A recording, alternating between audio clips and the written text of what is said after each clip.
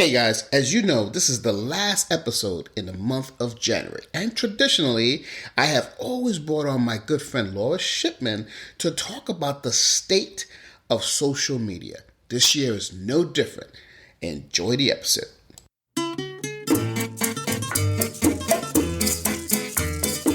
Hello, and welcome to Marketing Solutions for Local Businesses, the podcast where you will discover all the latest and greatest digital marketing tools, tips, and strategies you will need to implement in order to stay ahead of your competition. If you are not getting the results you are looking for from your digital marketing efforts, this is the podcast for you.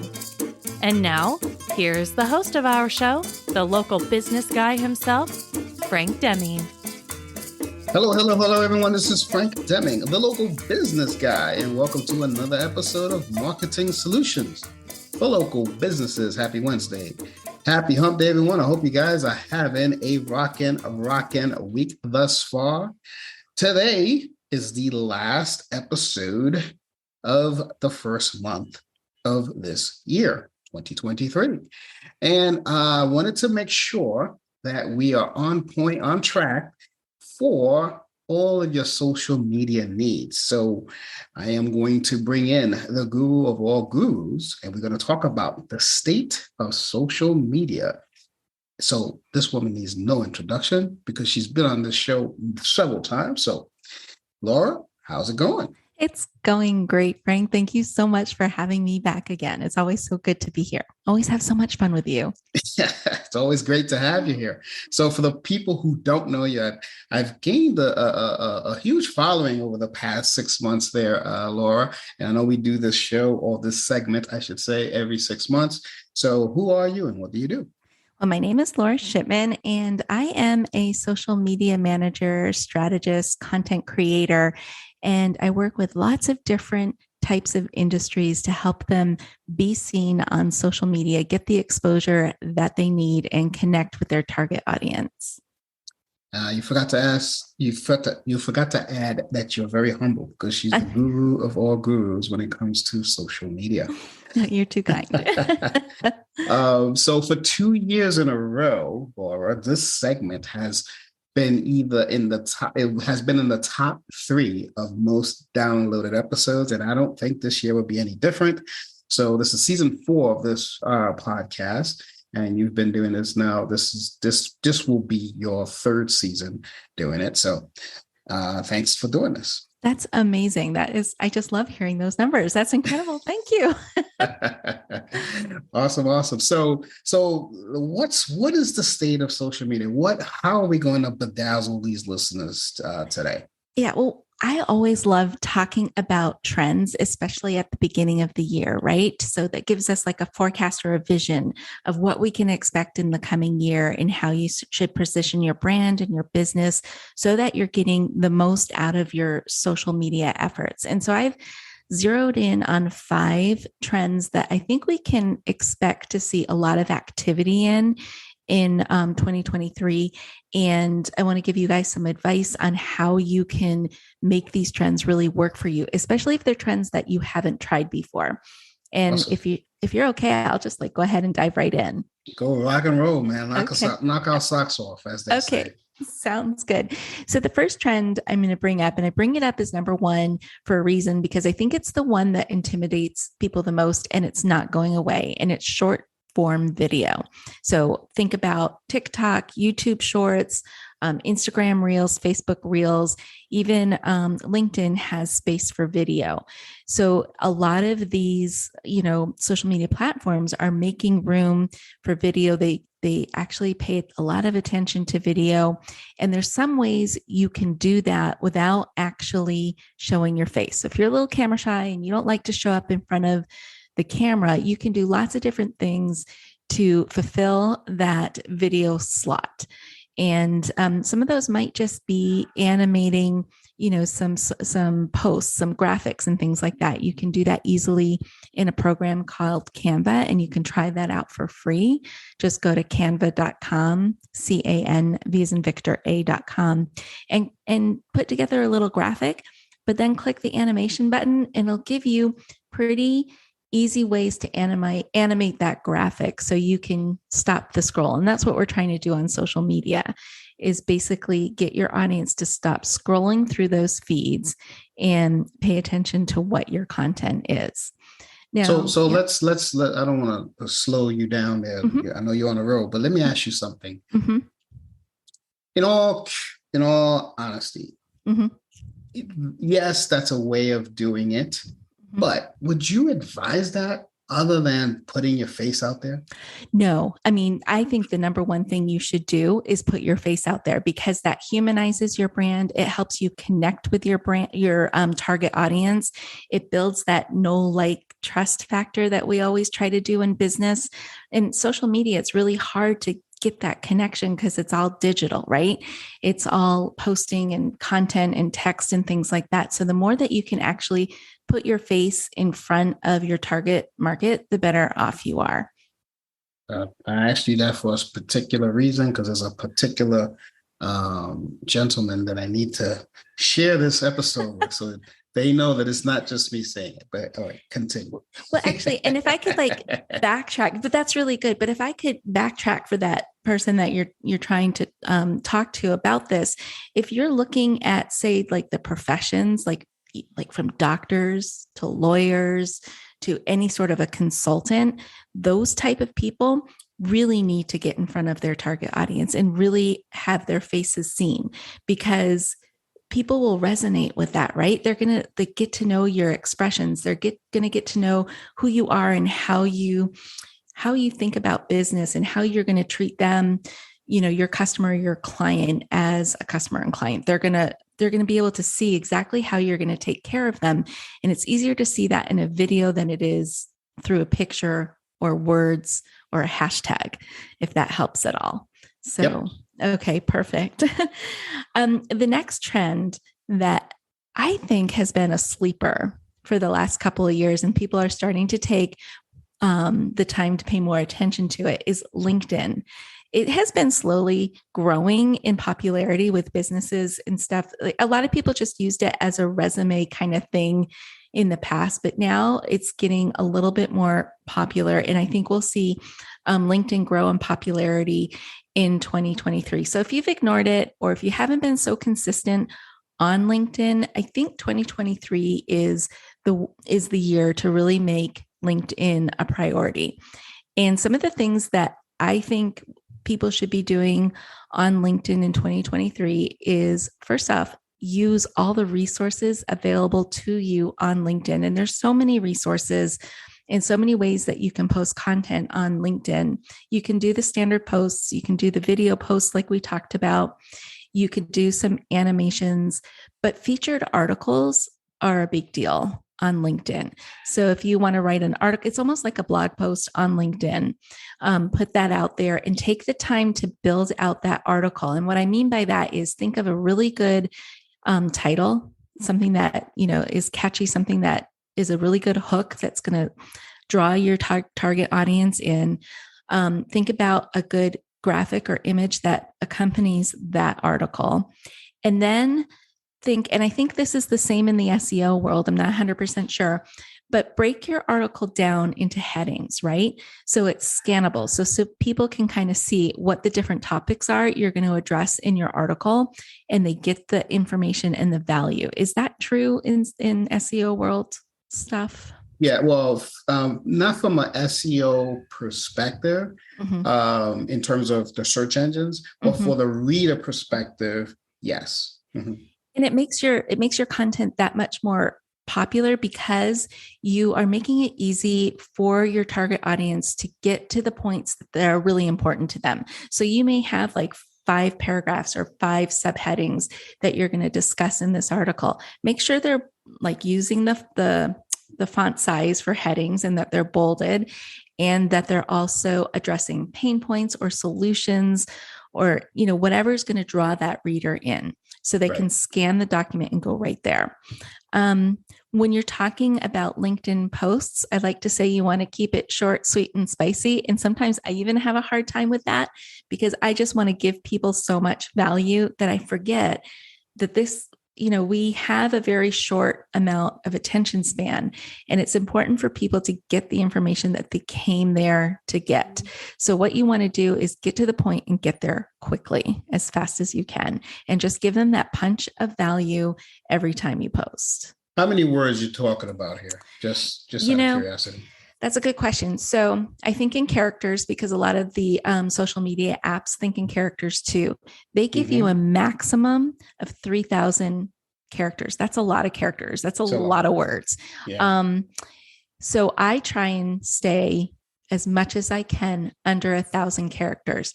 Now that still sounds like a lot, but the way that I like to format my LinkedIn posts is I might do like an introductory couple of lines, 2 or 3 lines, and then I like to hit them with bullet points.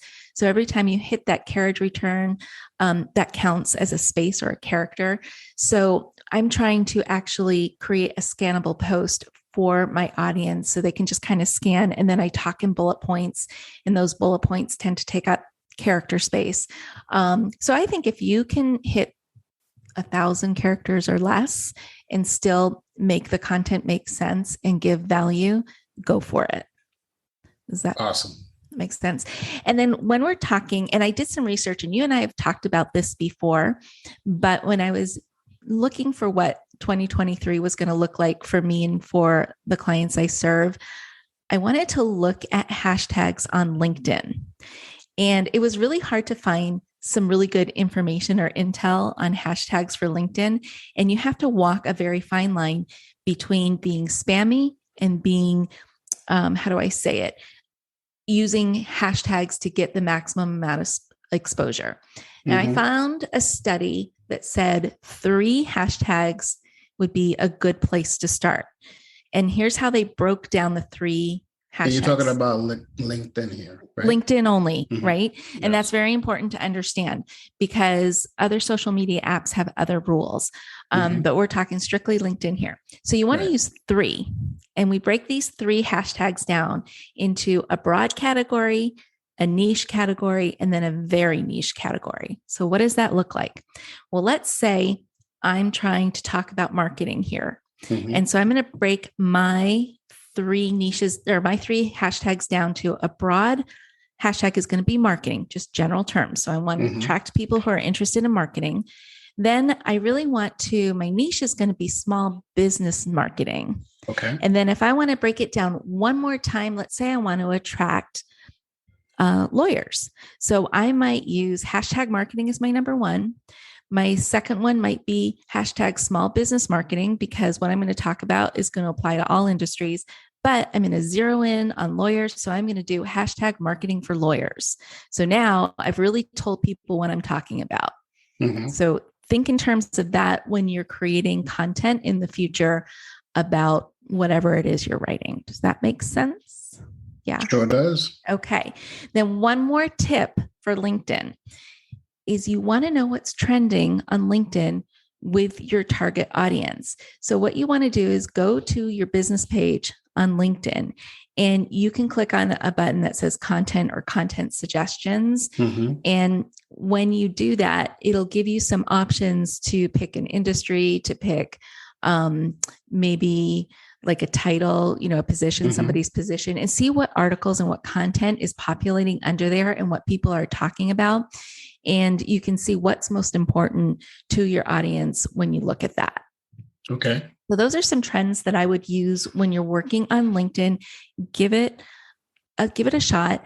And I would say post about 3 times a week. Don't make it too hard for yourself to stay consistent, because consistency is always key in social media. And I like to tell people, if you can't commit to every day, posting every day, post 3 days. And that's true for most of the social media apps. Twitter's a little different. It's a different beast altogether. But a main rule of thumb is aim for 3 times a week. It gives you a good cadence, and it gives you, a good rhythm to connect with your target market. So let's stay on that for a second before we move on. What if you have a client of yours that says, you know what, Laura, I like the whole 3, but I rather 1. I really just want to do it on Mondays. What would you say to that? I would say I would really hesitate because I think the algorithms are going to look at you differently. I think your target market's going to look at you differently. What you want to try and do with your target market is you want to position yourself as that go-to expert in your field, right? Mm-hmm. So you want to make sure that you're showing up for them and you're building that know, like, and trust. And it's really hard to do that with just one post a week. And you're fighting everybody else who is being more consistent with more volume. Now, that's not to say just post for posting's sake. You want to make sure you're providing value every time you post. Mm-hmm. So, but then let's say maybe let's take this another step though. Let's say they only want to do one post a week, but they said, but I'm also going to include video and I'm also going to include a feature article. I would count that as 3 because at least they're showing up 3 different ways within the app. Does that make sense? Yes. Got it. Okay, cool. All right. So that's kind of all I had for LinkedIn before we move on to the next trend. So we did short form video and we did LinkedIn. The number. Wait. Mm-hmm. Before we leave LinkedIn, as you know, that's my playground. I love LinkedIn. So, and my audience knows I love LinkedIn as well. Mm-hmm. Question: mm-hmm. What about newsletters? Do you know anything about newsletters on LinkedIn? What's your take on them? I don't know a lot about newsletters on LinkedIn, but I do know that newsletters are not going away. So for example, if you have it tied to an email marketing campaign mm-hmm. or another trend that I was not going to talk about during this episode, but I'll bring it up, is gated content is going to be very popular in 23, meaning that you might go ahead and write like a small blurb and say, if you want more, click this link or follow this link to whatever. Mm-hmm. And it brings you to a landing page where people will fill out their information and get the newsletter or sign up or get the rest of the story. So I know that's something that's also going to be trending this year. But I think I've seen newsletters in there. I think I've actually used them. So I think there's value there for sure. Mm-hmm. You look at other apps like Medium. Do you know Medium? Yes. Quora, Medium. All of that stuff. Mm-hmm. And they have like really good article writers in there. And sometimes I get frustrated because I'm not like a paid member or paid subscriber to Medium, for example, and I only get so many free articles a month or whatever. Mm-hmm. I think that is a gap to fill on LinkedIn. If you've got like a great writer who, is appealing to your target audience and can provide newsletters like that, mm-hmm. I would say go for it. Gotcha. It. So, and it's a good way to use. What's that? So more on that in 6 months, right? You're gonna update us. Yeah, absolutely. No, I think that's a great way to go. Definitely. And, just from a keyword standpoint, when you write any sort of long form content like that, it really supports your keyword strategy. Mm-hmm. And I think it's a great way to connect with people through keywords, as long as you're not doing the whole keyword stuffing thing. But which is another topic for another day. Yeah, definitely. Okay, so our third trend that I wanted to talk about was short form content. And this is every year we've seen that. We just talked about that with that 1,000 characters or less, or less. You want to get to the point and get there quickly. And sometimes what I like to do is a mini infographic as a post. So if I'm going to give people the 5 social media trends of 2023, what I might do is just create a little graphic that had those 5 trends right in the graphic. So people can get the information that they're looking for and save it or, like it or engage with it some way, and then put the detail down in the written post. I think infographics, that's how Pinterest started, right? Really? They were like huge into infographics, like people, and it was a great way. I loved the original Pinterest because you would get all of these infographics sitting there, and it was just a great way to digest a topic. And so I would give those a try. They don't have to be really ornate and complicated and intricate. It just needs to be something scannable for your audience to get the value that they're looking for. Now, I know I kind of shocked you last year or 6 months ago when I think you asked me something about either what my favorite social media app was or which one that I think is going to take over or something like that. And I Mhm. said, TikTok. And you're like, what? That Yeah. came Well, out of, actually, what's funny? That was during our season 2. was it? Yeah, that's when I almost fell off my chair. Yeah, Yeah. you weren't excited. So I've got another one for you. And I think if you haven't heard of it yet, you will. And if you've got kids, they already know about it and they're already using it. And we're late on getting on the bus on this one. But it's called Be Real. Have you heard Yeah, of you that? you mentioned Be Real 6 months ago, yes. Did I mention that one too? But you Okay. said you were looking into it Into because your daughter was using it. Mom is trying to be real. I remember the whole conversation. Yes. Yeah, exactly. And so, but this is the way social media, I think, is going to be moving because have you ever seen those memes where people say, and this is why social media isn't real because everything's been filtered, everything's has some sort of, you know, what is it called? Face tuned. Everything's been face tuned out and everybody looks perfect on social media. People are getting Mhm. tired of that. They want organic content. And this Be Real app is kind of, I think, setting the way for that. They're going to be the people, the renegades, and who are going to force people to be real. And so I think you'll see more organizations, more companies, more brands hop on this Be Real bandwagon, whether it's within the Be Real app or on Instagram or LinkedIn. People just want to see organic content, in the moment, organic content that's been unedited. And I think Out of curiosity, is Be Real spelt authentically? Is it BREAL or is it REEL just to play on words? no, it's REAL. Okay. And what's cool about that is there is no editing available within the app. So Interesting. kind of what you see is what you get, and it's all photographs. There's no video. And so Interesting. What's the demographic on that? it's Gen Z for right now, for the majority of it. But Gen Z now, and this is important to note, is slowly making their way into the workforce, right? Yep. So these people are bringing their creativity, they're bringing their tech savviness and all of that into the workforce. And they're also wanting that transparency, that organic transparency. And so you will see a lot of these Gen Zers using TikTok and Be Real as a marketing avenue for the brands and the companies they're working for. It's funny you say that because and I'll put a link in the notes here. Mm-hmm. I wrote a blog post last year around October, I believe, about the impact of Gen Zers in the workplace, and I got a lot of traffic. Did you? Well, it's true. And it's, my daughter's Gen Z, and I'm watching her going through finding her first job and doing all of these things. And it's funny, the fact that they want to be remote, but also have like connection. It's just it's a whole different way of approaching work-life balance, the culture in the workplace, all of this stuff, and actually making connections on like Zoom video, things like that, and video through apps or connections through apps and things. It's just interesting to watch. It is interesting how they're going to change the face of the workplace for sure. Yeah. So wow. I know. Incredible. I know. Very cool. All right. So we did short form video, LinkedIn, short form content, the emergence of Be Real or authentic, genuine content.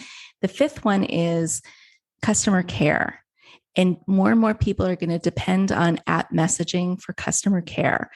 And if I could give any advice to anybody out there who's running any sort of social media app or page for their business, pay attention to the messages that come into that app's inbox. I can't tell you how many businesses I see who ignore that. Gen Z is big on that. They want to it's easier for them to get on their phone, type a question, and wait for the response to come back than actually pick up the phone and make a phone call. So there's going to be more and more dependence on communication or customer care through the app messaging system. It's funny you say that because, and it's probably because of my ignorance of other applications.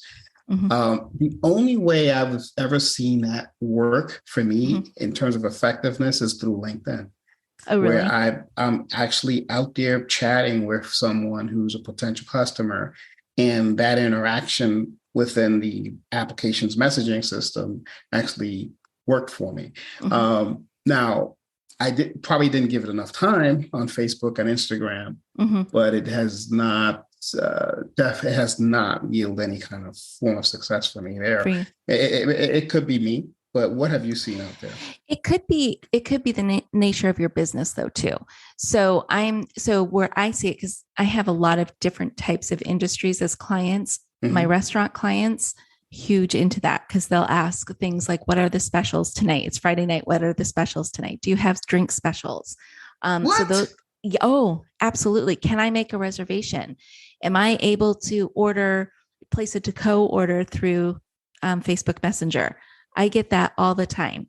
Another one I have is an acupuncturist. Same thing. They'll ask questions, about what services do you provide? Are you able to do, cosmetic acupuncture? Are you able to do it's auricular acupuncture, which is acupuncture through the ear? Like they'll ask these questions.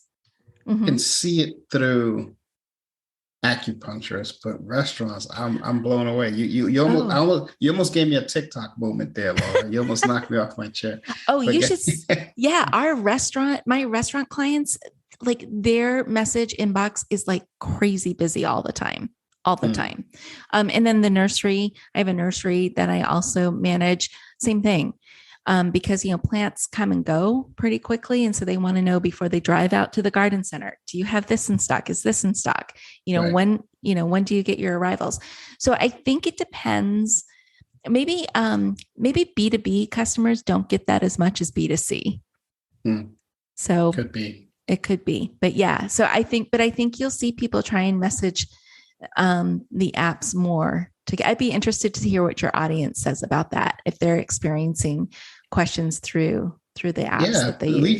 Reach out, guys. You know how to get a hold of me. Reach out at info@lbmsllc.com.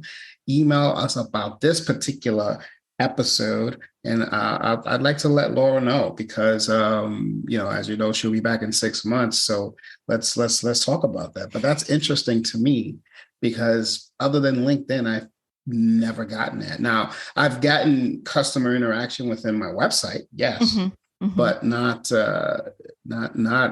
never on Facebook, Instagram, and that's all I have. Other than I have had interaction in Alignable. I know we don't talk about Alignable a lot, but I have. But those are hyper local. Those are people literally 3-mile radius from my office. We're just curious about, but they're generic questions like, "Hey, are you anywhere near blah blah blah restaurant? Because I want to come in and talk to you or whatever." But never about business. So LinkedIn has been the only thing that I get that kind of interaction, which is interesting. That's cool. It'd be interesting to see what they say. Yeah, that's awesome. All right, so those were my 5 trends. And I have 3 takeaways and maybe a final bit of advice I'd love to share with the audience, if that's possible. Okay. Yes. We have a lot of time. Okay, cool. The 3 things that I would love for people to take away and really apply to their 2023 social media is to focus on real life stories with relatable problems that offer a solution. So put yourself into your target audience's shoes and just ask yourself, what are the things that they're struggling with most? How can I create a real life story about that through examples and with like a solution that they might be able to try in the future for themselves? So that's one takeaway. Real life stories, real life situations, tell that story to your target audience. The second thing is step away from over-processed content. And what I mean is be more organic, realistic. So if you're in your office, take a selfie. Take a deskie. When you take a picture of your desk, what my desk looks like right now. Let them get to know you. Let them get to know what your environment is like and what it's like to be authentically working with you. And the third, because we miss that on social media, right? People don't get to see what it's like. You want your audience to feel like they really know you, like they're a friend on the other end of the screen, that they see you. And then I like that. You like that? Oh, good. I'm glad. I hope that resonates with a lot of people and they're thinking about, okay, how can I make that come true with my social media content? And the third thing is consistency. You know, start because what you want to do is make sure that you show yourself as somebody who is being dependable, because that's how you would be in the working world with them. If like you would show up on time every time you said you were going to show up, be that consistent with your content, because whatever content, that's what they're going to see first, right? And they're going to see how consistent you are. And they're going to form a narrative about you, your business, your brand, and what it's like to work with you based on how consistent you are on social media and how they interact with you and how you respond to them. A lot of people will forget to respond back to people who engage with their content. Make sure you do that and be consistent with that. Mm-hmm. So, and I get usually, and this is my kind of my final piece of advice to people, people get stuck in what kind of content they should be creating for their social media pages. Mm-hmm. And I said, what you really want to do is look at the content that you're attracted to, right? What are the things that suck you in and make you go down the rabbit hole? And all of a sudden you look up and you're like, okay, where did that hour go? I was on social media. Why was I there? Or maybe you were on social media, you clicked on something and it took you to a landing page somewhere. Why did that happen for you? If it worked for you, chances are that's going to work for your target audience. So kind of think about, really look at that piece, those pieces of content that you see out in the social media world, which ones really attract you, and figure out why, like break it down. What was it? Was it the hook? Was it the graphics? Was it the value? Was it the solution? Was it where they brought me next? What was it? And figure that out. That'll help you create the best content for your business, because chances are your target audience is a lot like you. It's good advice. I actually do that from time to time. I say, oh, well, that's like, for instance, I saw this, I've been following this. Are you familiar with Jasper AI? Yes. Yeah. So I've been following that thing for a while. But it's very bland marketing that they do.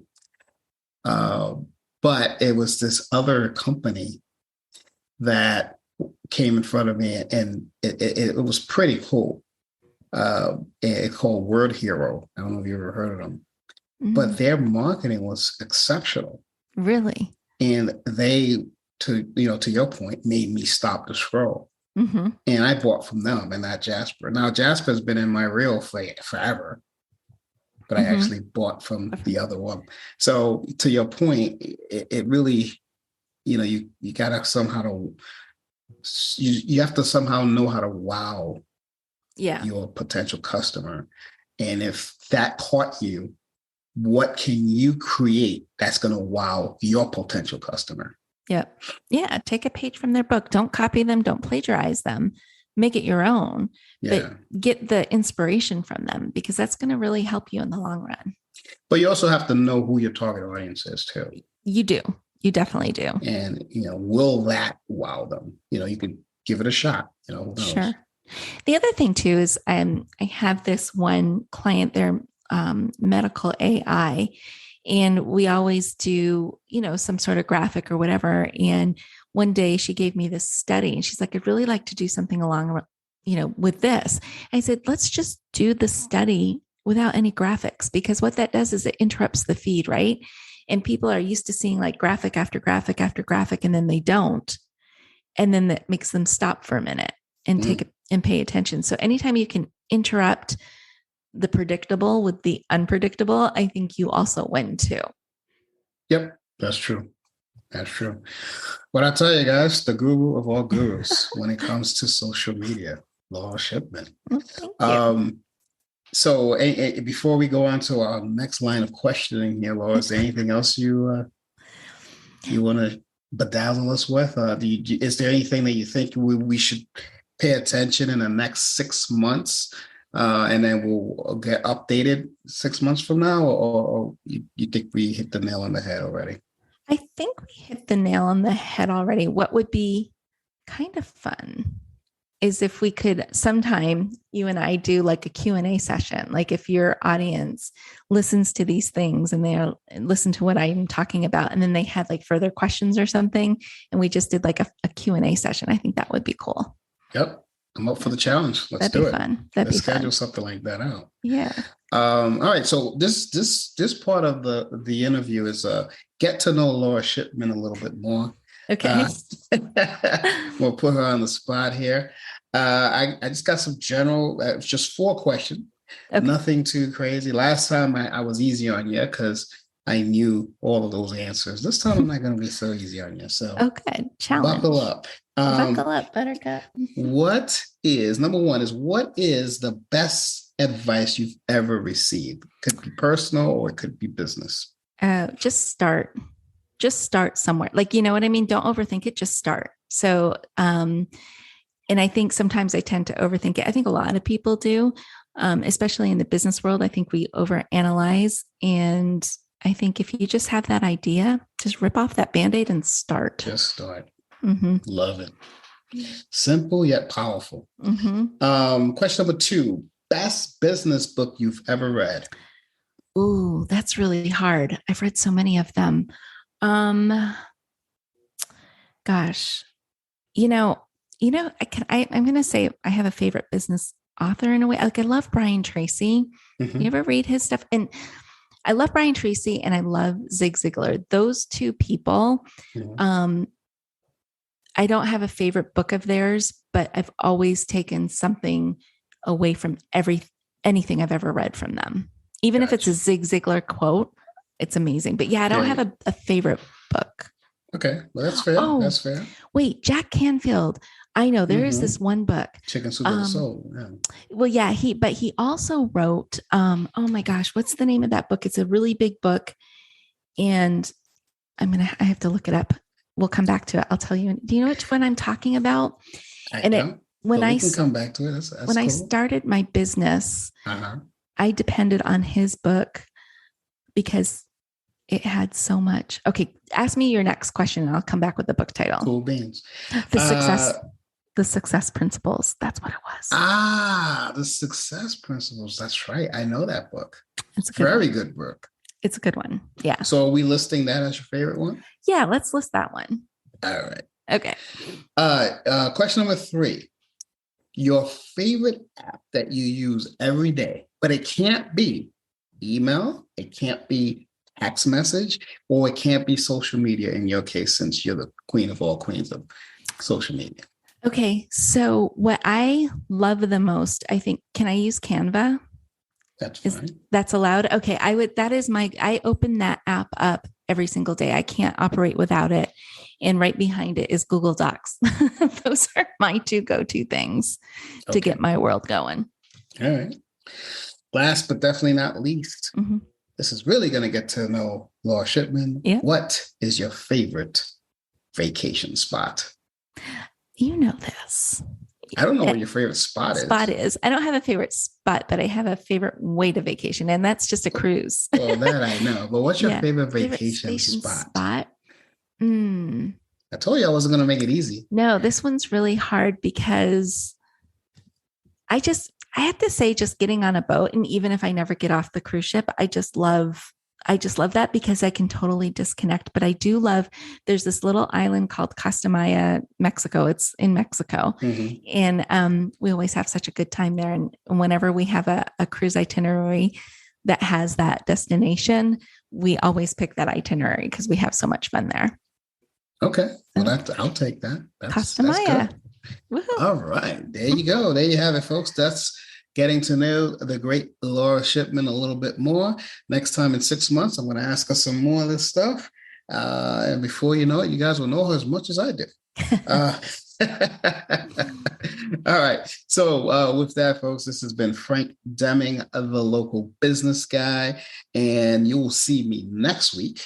But you've also been blessed by the great Laura Shipman, which will connect with her again in 6 months, or maybe before. Maybe I can convince her to do the Q&A session prior to the 6 months. But either way, she'll be back. And you guys have a great 2023. Take care and bye for now. Peace. Thanks for listening to another episode of Marketing Solutions for Local Businesses, the podcast where you will discover all the latest and greatest digital marketing tools, tips, and strategies you will need to implement in order to stay ahead of your competition. Don't forget, any links that were mentioned during the broadcast will be available to you in the show notes, so be sure to grab them while you have the chance. Incidentally, if you have any topics that you would like for us to discuss on the show, be sure to send an email to the email provided in the show notes, or click the Contact Us link and let us know what topic you would like us to help you with, and we'll be sure to add it to our schedule. If you would like for Frank and his team to look at your digital marketing presence and give you a free evaluation, simply click the Request a Free Consultation link in the show notes to get a hold of them. That being said, until our next episode, make it a successful digital marketing day. Peace out.